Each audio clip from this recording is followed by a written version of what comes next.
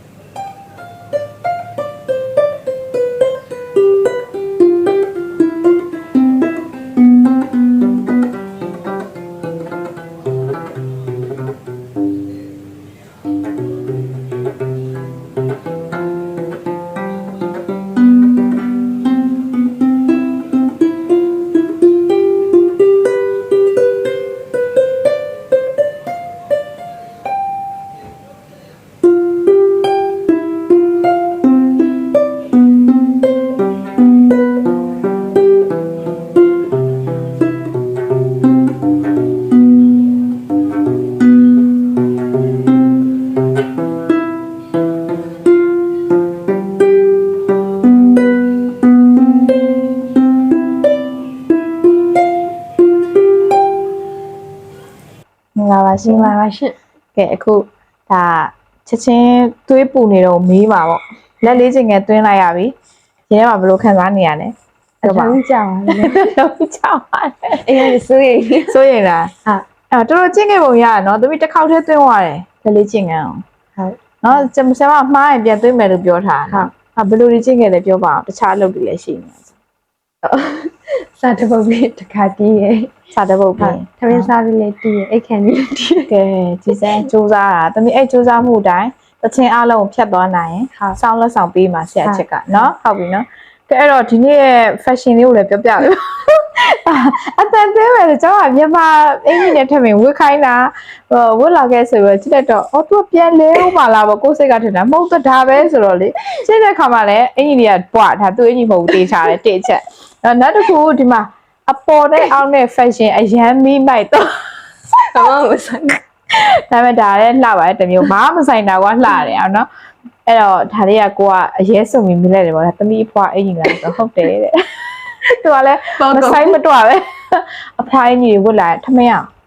အထွေးရသူရထမင်းရသမီးရအဲ့တော့အဖွားအင်ကြီးကိုဝတ်လာဖို့ရှာတဲ့အချိန်မှာနည်းနည်းပါရွေးလိုက်သေးလားထမိန်နဲ့လိုက်မယ်ပုံစံအယောင်ရင်းတာပဲကိုင်းလားဆီယမကဒါအတန်သွင်းအယောင်ရင်းတာလေးဝတ်ခဲလို့ပြောလို့အယောင်ရင်းပြီးတော့လိုက်ချလိုက်အဲ့လိုမျိုးတကယ်ကိုဒါ fashion စိတ်ဝင်စားတဲ့ကျမရဲ့တပည့်လေးဖြစ်ပါတယ် ဆီယမတော့လို့ပဲအခုလည်းမသိသေးပါဘူး fashion ကြောင်းဒါပေမဲ့ဟိုတွေ့လိုက်ရင်တော့ဒါကအပေါ်တင်အောက်တင်ဖြစ်နေလို့ကိုသိတယ်ဒီလောက်သိမစိုးဘောနော်ကဲဟုတ်ပြီသမီးအခုစောင်းတင်တာဆီယမရှိမှာမဲပေါက်တဲ့နေ့ကစပြီးတော့ဒီနေ့အခုအတန်သွင်းနိုင်တာလက်လေးကျင်ကဘယ်နှစ်ရက်ရှိသွားပြီလဲသိလား14ရက်နော်တေချာတွက်ထားသူအဲ့လို14ရက်မြောက်နေ့မှာသူအတန်သွင်းနိုင်ခဲ့ပါပြီလက်လေးကျင်ကအတက်အဆင်းနော်ကုန်ပြီးသွားပြီတချင်းတက်တော့မယ်နော်သမီးရောနော်ကဲအဲ့တော့အဲ့ဒီရဲ့ PT ဝန်သားစကားလေးပြောပြပါအောင် beauty ခန္ဓာစီရဲ့စကားဆိုတော့ဝန်တာပါရဲ့ဒါလည်းမှတ်တိုင်တစ်ခုပြီးသွားတာပေါ့နော်ဆက်ပြီးတော့လောက်အောင်ပါဆိုတော့အားလေးရှိပါပါရဲ့အခြေခံလေးပြီးသွားတာဟုတ်ပြီနော်အဲ့တော့သမီးဒီဆွဲလုံလဝရိယအတိုင်းပဲထပ်မလျော့စေနဲ့တချင်းအောင်ဆက်ပါမယ်နော်အဲ့ဒါဆိုရင်နောက်ဗီဒီယိုတွေမှာပြန်တွေ့ပါမယ်ပြပါမယ်ရှင့်